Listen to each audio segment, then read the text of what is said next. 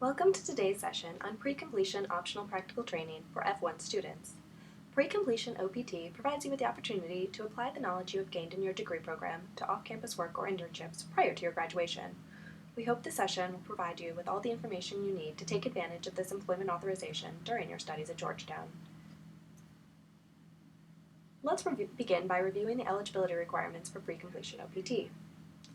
Eligible students must have been studying full-time for at least one academic year before they can use pre-completion OPT. You must be in good academic standing at the university at the time of application. For Law Center students, this means you need to have at least a 3.0 and must not be facing any disciplinary action. The position must be directly related to your field of study at Georgetown. Every job during the pre-completion OPT period must be directly related to the major field of study listed on the Form I-20. The U.S. government restricts the hours that F1 students are permitted to work when school is in session.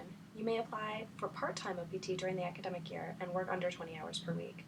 You may apply for full-time OPT for the summer breaks. Pre-completion OPT does not require a job offer letter at the time of application. How much OPT do I have? F1 students have a total of 12 months of OPT at each new and higher degree level. You get to decide when you want to use your OPT. Some students save up all 12 months to use after graduation. Others use it to gain internship and job experience during the course of their studies. When OPT is used during the academic year and summers before graduation, it is called pre-completion OPT. If you decide to use some of your OPT before you graduate, the pre-completion months must be deducted from the 12-month total. If you apply for part-time OPT and work under 20 hours per week, the time used is deducted at 50%. If you apply for full-time OPT for the summer, then you must subtract the full amount of OPT received. Let's use some examples. In the first example, the student uses 4 months of part-time pre-completion OPT during the fall semester to work as a part-time law clerk. She only works 20 hours per week during the academic term. Since part-time work is deducted from the 12-month total at 50%, she will only be losing 2 months of her OPT authorization after graduation. After graduation, if she decides to apply for post-completion OPT, she'll be able to apply for the remaining 10 months of her total OPT. In the second example, the student applies for 3 months of full-time OPT for the summer to work as a summer associate. The 3 months of OPT are deducted from the 12-month total, and the student can apply for 9 months of post-completion OPT. Now let's review the application process. Complete the pre-completion OPT request form that you can find on our website. Download your most recent I-94 record. Remember that you must be physically present in the United States for your advisor to process your OPT request. Download a copy of your unofficial transcript from MyAccess. We will use this to ensure that you meet the good academic standing requirement for OPT. Email your I-94 record and unofficial transcript to lawcentervisa@georgetown.edu. Within 3 to 5 business days, your advisor will issue a new Form I-20.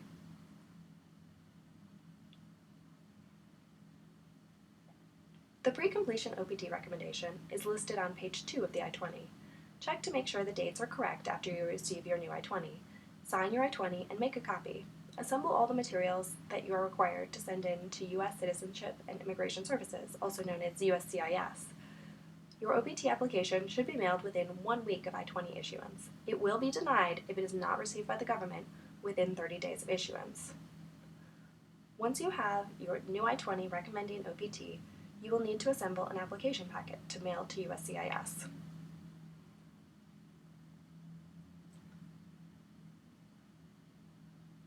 After assembling your packet, make a copy of your entire application to keep for your records, and mail with tracking within 1 week of I-20 issuance. Here's what you'll need to include. Go to our website for detailed information and sample forms. Filing fee.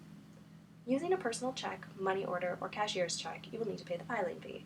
If you go to our website, you will find a link to the current USCIS filing fee. A money order can be obtained from the post office or stores like CVS or Walgreens. A personal check or cashier's check can be obtained from your bank. Passport photos. 2 U.S. passport-style photos taken within the past 30 days. Your name and I-94 record should be written on the back. Requirements for the photos are strict. Photos can be taken at the post office or at stores like CVS and Walgreens. Form G1145.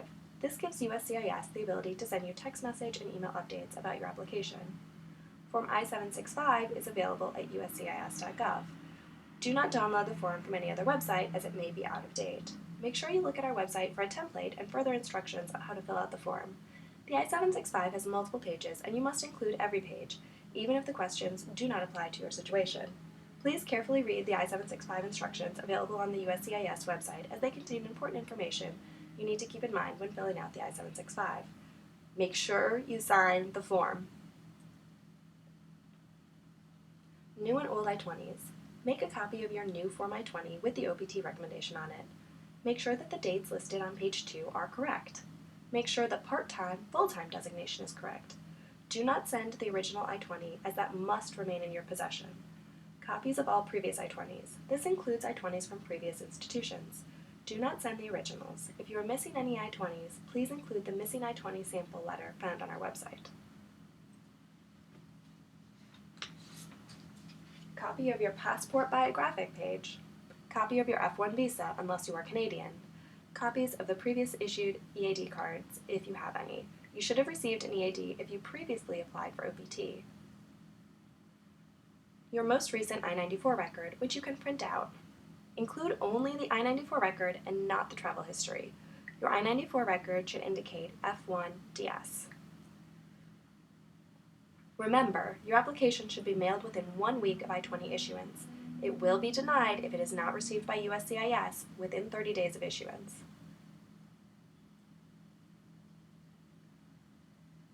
Processing your application will take USCIS approximately 3 to 4 months. It's a long process and there is no way to speed it up. Please contact your advisor if your application is returned or if you receive an RFE so that we can help you completely and properly respond. If your application is returned and not receipted, you may need to obtain a new I-20. If you receive an RFE, you will need to respond with additional evidence.